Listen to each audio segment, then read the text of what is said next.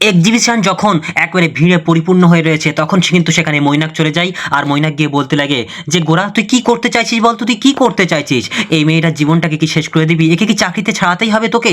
তুই কি করতে চলেছিস আমি কিছু বুঝতে পারছি না। কারণ তখন গোরা বলতে লাগে হ্যাঁ আমি কি করছি, আবার আমি কিছুই তো করছি না, কিন্তু মজাটা কিন্তু পরে দেখা যাবে, খেলাটা কিন্তু শুরু হবে। তখন মৈনাক মনে মনে ভাবতে লাগে তুই আবার কি করবি সেটাই আমি ভেবে পাচ্ছি না। এদিকে তখন এক্সিবিশনে সবাই চলে এসছে এবং এলা সবাইকে কিন্তু কনভিন্স করতে শুরু করে দেয় যে সিনার জুয়েলার্স কিন্তু সুন্দরভাবে একটা মানে গহনার একটা অ্যাড দিয়েছে এবং গহনাগুলো সুন্দর করে সাজানো রয়েছে। ভালোবাসার থেকে কিন্তু এই গহনাগুলোর দাম অনেক কম, ভালোবাসা কিন্তু সবচেয়ে দামি জিনিস, সেক্ষেত্রে সবাই সবাইকে একটা করে গহনা দাও। আর এদিকে আমরা দেখতে পাচ্ছি এমনভাবে যখন কনভিন্স করছে দর্শকদেরকে, মানে ওখানে এসে আসা প্রত্যেকটা মানুষকে, তখন এদিকে আমরা দেখতে পাচ্ছি গোরা মানে ঠাট্টা মশকরায় ব্যস্ত হয়ে রয়েছে। আর এদিকে আমরা দেখতে পাচ্ছি রেমু, সে কিন্তু তার বাবার সঙ্গে বলছে বাবা যে গোরা মানে এলাদির মতো মার্কেটিং প্লেসে এরকম একটা মানুষ কিন্তু আমরা খুব সহজে পেয়েছি, ওরকম মানুষ কিন্তু আমরা সহজে পেতাম না। এদিকে তখন গোরা এবং ওই গুনগুনি বিভিন্ন রকমের বাজে বাজে মন্তব্য করছে যখন এলার বিরুদ্ধে গিয়ে, তখন সেখানে ক্রিস চলে যায়। ক্রিস গিয়ে বলতে লাগে যে তোরা যেটা বলছিস সেটা ভুল বলছিস। আরে ওই যে গহনাগুলো, ওই প্রত্যেকটা বিষয়গুলো কিন্তু এলা ভালো করে ওর হিস্ট্রিক্যাল ব্যাকগ্রাউন্ড জেনেছে এবং তারপরে কিন্তু দর্শকদেরকে সুন্দর করে বিষয়টাকে বুঝিয়ে দিচ্ছে এবং এলা সুন্দর করে প্রত্যেকটা দর্শককে একে একে কিন্তু বুঝিয়ে দেয় এটা মমতাজ গহনা, এটা কিন্তু এই রোমিও জুলিয়েটের গহনা, এরকম করে প্রত্যেকটা দর্শককে বুঝিয়ে দেয় এবং প্রত্যেকটা দর্শক একেবারে আনন্দিত হয়ে প্রত্যেকটা ওই গহনা কিন্তু ক্রয় করতে ব্যস্ত হয়ে রয়েছে। আর অন্যদিকে আমরা দেখতে পাচ্ছি যে এলাদের বাড়িতে কিন্তু এলার মা এবং এলার মামিমা ওই এক্সিবিশনে যাওয়ার জন্য কিন্তু ব্যতিব্যস্ত হয়ে রয়েছে, কিন্তু সেখানে ওই শেষে তাদেরকে মনটা ভেঙে যায়, বলতে লাগে ওখানে দামি দামি গহনা, ওখানে কি সস্তায় কিছু পাওয়া যায়? সস্তায় কিছু পাওয়া যাবে না। তারই পরবর্তী মুহূর্তে আবার ঐশী মনে মনে ভাবতে লাগে না ওখানে গেলে তো মৈনাক স্যারের সঙ্গে দেখা হবে, তাহলে ওখানে যেতেই হবে। এই বলে ঐশী তার মা এবং তার কাকিম মানে মামিমাকে কনভিন্স করে সেখান থেকে কিন্তু এক্সিবিশনে নিয়ে যাওয়ার উদ্দেশ্যে রওনা হয়ে যায়। আর অন্যদিকে আমরা দেখতে পাচ্ছি যে এলা প্রত্যেককে জানাচ্ছে যে এই বিষয়গুলো এই হয়েছে। প্রত্যেকটা দর্শক যখনই সেই গহনা কিনতে ব্যস্ত হয়ে রয়েছে এমন সময় সেখানে কিন্তু সবাইকে একে একে কিন্তু কাজ দিয়ে দেয়। রেমুকে বলে দেয় তুমি মমতাজ মহল গহনাটা দেখাও, এদিকে মীরাকে একটা কাজ দিয়ে দেয়, কৃষি একটা কাজ দিয়ে দেয়, এইভাবে কিন্তু সমস্ত সবাইকে কাজ টাজগুলো দিয়ে দেয়। আর এদিকে তখন আমরা দেখতে পাচ্ছি গুনগুনি, সে কিন্তু আর একদম মোটেই কিন্তু সহ্য করতে পারছে না যে এই মেয়েটা এই সেনার জুয়েলার্সের কোম্পানির কিন্তু গহনাটাতে খুব ভালো একটা সেল করে দিচ্ছে, এর এই অত্যাচার আমরা সহ্য করতে পারছি না, এরকম এত সেল আমরা মানতে পারবো না, আমি মানতেই পারছি না। এই বলে সে কিন্তু একটা গোপন ফোন দিয়ে মারতে শুরু করে দেয়। আর এদিকে হঠাৎ করে কিন্তু ঐশী মৈনাক স্যারের সঙ্গে ধাক্কা মেরে দেয় এবং ধাক্কা মেরে বলতে লাগে স্যার ওই যে চিঠিটা আপনি পেয়েছিলেন, যে চিঠিটা আমি দিয়েছিলাম, তখন মৈনাক বলতে লাগে কোথায় চিঠি দিয়েছিলেন? তখন সেখানে ঐশী বলতে লাগে আর ওই যে সারপ্রাইজটা দিয়েছিল, ও আচ্ছা আচ্ছা সারপ্রাইজ, ঠিক আছে আমি এটা পরে দেখে নেবো। এই বলে মৈনাক স্যার সেখান থেকে চলে যায়। আর এদিকে ঐশী মনের গভীরে হারিয়ে যেতে শুরু করে দেয় যে মৈনাক স্যার একদিন তার হাতে একটা হীরের আংটি দিয়ে তাকে প্রপোজ করবে। আর এরকম একটা সিচুয়েশনের মুহূর্তে কিন্তু যখন বিভোর হয়ে রয়েছে তখন সেখানে নীরা এসে বলতে লাগে কি করছিস বলতো, কে তোকে প্রপোজ করবে হীরের আংটি দিয়ে?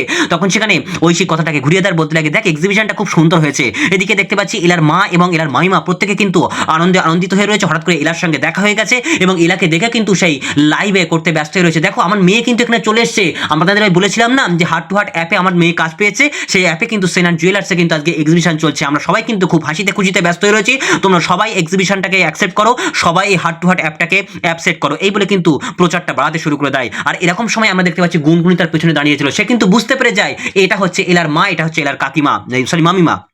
তখন গুনগুনি বলতে লাগে না আমাকে একটা চাল খেলতে হবে। এই বলে গুনগুনি কি করে, সে ওখান থেকে সবচেয়ে দামি যে হারটা, সেই হারটা নিয়ে কিন্তু ওই এলার মায়ের কাছে চলে যায় আর তার সঙ্গে গল্প করতে করতে হাসিতে খুশিতে ওই এলার মায়ের মধ্যে সেই গহনাটা কিন্তু ঢুকিয়ে দেয়। এলার মা কিন্তু কোনো রকমভাবে বুঝতে পারেনি। এদিকে আমরা দেখতে পাচ্ছি যে এলা সুন্দর করে প্রপার্টিটাকে গুছিয়ে নিচ্ছে, ব্যস্ত হয়ে রয়েছে।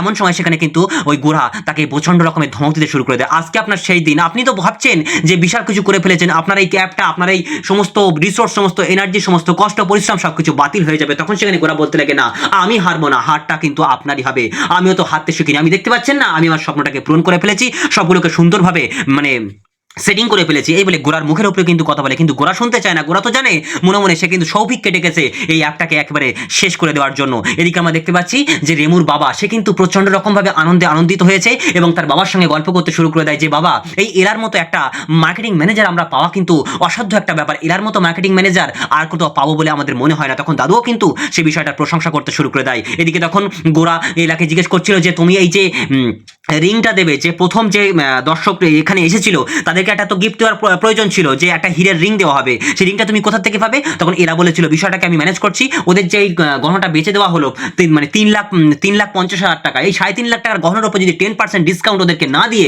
ওই ডিসকাউন্টের টাকায় যদি ওদেরকে 35,000 টাকা দিয়ে যদি গহনা দেওয়া হয় তাহলে কিন্তু সুন্দর হবে। এই বলে এলা কিন্তু তার দাদুর সঙ্গে মানে ওই গোড়ার দাদুর সঙ্গে এবং গোড়ার বাবার সঙ্গে প্রত্যেকের সঙ্গে কিন্তু বিষয়টাকে বলে দেয় যে এইভাবে কিন্তু আমরা একটা রিং দেবো। তখন সেখানে আমরা দেখতে পাচ্ছি ক্রিস আনন্দিত হয়েছে, প্রত্যেকটা মানুষ সেখানে আনন্দিত হয়েছে, ক্রিসও আনন্দিত হয়েছে। আর এদিকে গোড়ার বাবা কিন্তু খুবই প্রচন্ড রকমের আনন্দিত হয়েছে। সত্যিই তো তোমার মতো একটা এক্সপার্ট মেয়ে আমাদের পক্ষে পাওয়া অসম্ভব ছিল, আমরা খুব সগৌরবে তোমাকে পেয়েছি। এদিকে ক্রিসও বলতে লাগে যে এলাদিকে চাকরি দেওয়া কিন্তু মোটেও ভুল কাজ হয়নি। মহিনাকও সেই একই কথা বলতে লাগে যে এলাকে বেছে নেওয়া কিন্তু মোটেই ভুল কাজ হয়নি। এদিকে এলা বলতে লাগে না আমাদেরকে দর্শককে একটু লাইভ দেখাতে হবে, এই ক্রিস চলে এসো একটা ভিডিও করো। এই বলে কিন্তু এলা ভিডিও করতে ব্যস্ত রয়েছে। দেখো দর্শক, আপনাদেরকে আমি বলেছিলাম যে আমাদের হার্ট টু হার্ট কিন্তু আজকে একটা বড় সাফল্যের মুখোমুখি হয়েছে। আজকে 10টা কাপেলকে আমরা বিয়ে সিলেক্ট করতে পেরেছি এবং আমাদের যে গহনাটা দেওয়ার ছিল, যেটা গিফট দেওয়ার ছিল, সেই মানে হীরের রিং কিন্তু আমরা দিয়ে দিয়েছি। তো সবাই মিলে আমাদেরকে সাপোর্ট করো, আরো বেশি আগ্রহী হও, এখানে একটা বিশ্বস্ত প্রতিষ্ঠান। এই বলে কিন্তু অ্যাপের সম্পর্কে ভালো ভালো মন্তব্য করতে শুরু করে দেয়। আর এমন সময় সেখানে আমরা দেখতে পাচ্ছি যে সৌভিক ঢুকেছে এবং সৌভিক ঢুকে বলতে লাগে এই কোথায় পাপিয়া, পাপিয়া কোথায়, পাপিয়া কোথায়? আর পাপিয়ার সামনে গিয়ে বলতে লাগে পাপিয়া আমার ভুল হয়ে গেছে, আমার ভুল হয়ে গেছে। আর এরকম কথা শুনতে কিন্তু ওদিক থেকে আমরা দেখতে পাচ্ছি সবাই হতবাক হয়ে গেছে, সবাই হতবাক হয়ে গেছে। এদিকে পাপিয়া বলতে লাগে হ্যাঁ এটা আমার এক্স বয়ফ্রেন্ড, এটা আমার এক্স বয়ফ্রেন্ড। এদিকে পাপিয়ার যে বয়ফ্রেন্ডটা শার্ট মানে খুঁজেছিল, যেখানে পাপিয়ার সঙ্গে যার এঙ্গেজমেন্টটা হয়েছে, যার সঙ্গে পাপিয়া ঘর বাঁধতে শুরু করেছিল, মানে বিয়ে হবার একদম কি বলবো, বিয়ে হবার ফাইনাল হয়েছিল, সেই ছেলেটা কিন্তু বলতে লাগে না পাপিয়া তুমি এটা করতে পারো না। পাপিয়া তখন বলতে লাগে না এটাই আমার জন্য পারফেক্ট ম্যাচ।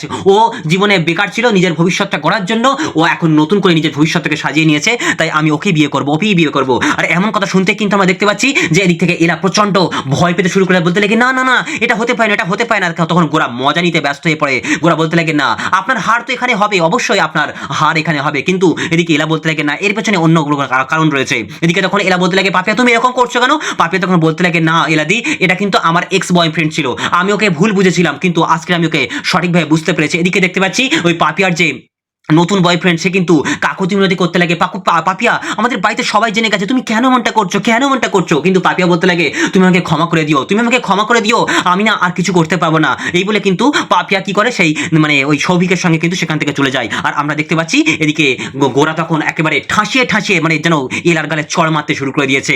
তখন মানে গোরা এমন বাজে বাজে কথা বলছে যে আপনার হার এখান থেকে হয়ে গেল, আপনার সমস্ত কিছু শেষ হয়ে গেল, এই অ্যাপের প্রতি কেউ আর বিশ্বাস করবে না। এমন সময় আমরা দেখতে পাচ্ছি সেখানে কিন্তু ওই ছেলেটা চড়াও হয়েছে আর বলতে লাগে এলাদি তুমি আমার জীবনটাকে নষ্ট করে দিয়েছো, এইভাবে আমার ইমোশন নিয়ে তুমি খেলেছো। এই বলে কিন্তু যা নয় তাই করে এলাকে বলতে শুরু করে দেয়। এলা তখন বলতে লাগে না না তুমি চুপ করো, সবাই রয়েছেন চুপ করো, কিন্তু ওই ছেলেটা জোর করে বলতে লাগে না এই অ্যাপের বিরুদ্ধে আমার প্রচন্ড রকম নালিশ রয়েছে, আমার এই হারের টাকাটা আমাকে ফিরিয়ে দিতে হবে, আমাকে হারের টাকাটা ফিরিয়ে দিতে হবে। তখন সেখানে আমরা দেখতে পাচ্ছি গোরা চলে এসেছে এবং গোরা এসে বলতে লাগে হ্যাঁ তুমি ঠিক বলেছো, ভালোবাসা বলে কিচ্ছু নেই, এখানে সব টাকার খেলা হচ্ছে। এই বলে নানান রকমের বাজে বাজে মন্তব্য করতে শুরু করে। তার বলতে লাগে এই হারটা তো আমাদের একটা জুয়েলারি ব্যাপার, সেক্ষেত্রে আমরা হারটা রিটার্ন নিতে পারবো না। তখন সেখানে লোকটি প্রচন্ড মানে ছেলেটি প্রচন্ড রেগে যায় আর বলতে লাগে না এলাদি তুমি আমার জীবনটাকে নষ্ট করেছো, এই অ্যাপের প্রতি কারোর আর বিশ্বাস থাকবে না। এই বলে প্রত্যেকটা দর্শক সেখানে বলতে লাগে এই অ্যাপের প্রতি আর কোনো বিশ্বাস থাকবে না, কোনো বিশ্বাস আমরা রাখবোই না তারে। এই বলে কিন্তু সবাই সেখান থেকে চলে যায়, বলতে লাগে আমরা এক্ষুনি বিয়ে করতে পারবো না। সমস্ত বিষয়গুলো এক্সিবিশন পার্টিটাকে একবারে নষ্ট করে দিয়ে সেখান থেকে সমস্ত দর্শক সেখান থেকে বেরিয়ে যায়। আর এদিকে তখন গোরা মনে মনে হাসিতে ব্যস্ত হয়ে রয়েছে আর বলতে লাগে এলা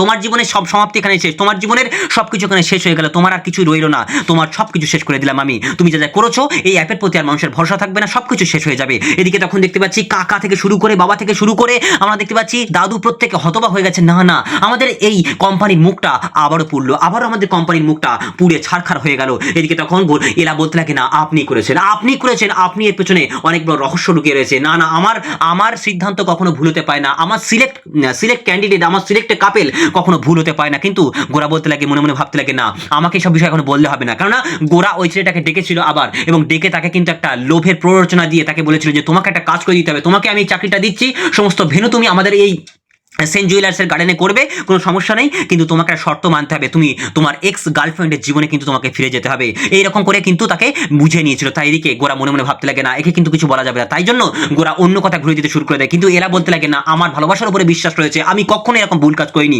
এখানে ভুল হয়েছে। ও যেদিন পাপিয়া যেদিন ভুল বুঝতে হবে সেদিন কিন্তু পাপিয়া ফিরে চলে আসবে। কিন্তু গোরা বলতে লাগে না আপনি এই যে আপনি এই রেজিগনেশন লেটারে আপনি সই করে দিয়েছিলেন তাই না, এই রেজিগনেশন লেটারটা আমি আমার কাছে আমি অ্যাকসেপ্ট করে নিলাম, আপনার আজ থেকে চাকরিটা বাতিল হয়ে গেল, চাকরিটা আপনি আর থাকবেন না। এই বলে কিন্তু গোরা তার সামনে কিন্তু একেবারে চপে ডাকাত করতে শুরু করে দেয়। আর এদিকে এলা অবাক দৃষ্টিতে শুধু ওই গোরার দিকে তাকিয়ে থাকে, গোরার দিকে অবাক দৃষ্টিতে তাকিয়ে থাকে, বলতে থাকে না এই হতেই পারে না, এই হতেই পারে না। এই বলে কিন্তু সমস্ত পাই টাকায় ভেঙে চুরমার হয়ে যায়, এলার মনটা ভেঙে চুরমার হয়ে যায়। আর অন্যদিকে মানে এর পরবর্তী পর্বে আমরা দেখতে পাবো যে এলা যখন তার নিজের সিদ্ধান্তের কাছে অটল রয়েছে, এলা যখন বলছে আমি সৎভাবে সমস্ত কাজগুলো করি, তখনই কিন্তু আমরা দেখতে পাচ্ছি সেখানে ওই গুনগুনি বলতে লাগে সৎ কোথায়, সৎ আছো, এই কোথায় গেল সেই হীরের নেকলেসটা কোথায় গেল। এই বলে কিন্তু ওই এলার মায়ের ব্যাগ থেকে কিন্তু সেই নেকলেসটা বের করে দেয়। আর আমরা এটা দেখে কিন্তু হতবাক হয়ে যাচ্ছে এলা, কেউই বুঝতে পারছে না যে এলার মায়ের ব্যাগের মধ্যে এত বড় একটা দামি নেকলেস কি করে চলে গেল। আর এভাবে শেষ হয়ে যায় আজকের পর্ব। বন্ধুরা, এর পরবর্তী পর্বে কি এমন ঘটতে চলেছে, কি এমন হতে চলেছে, অবশ্যই কমেন্টে আমাকে জানিও।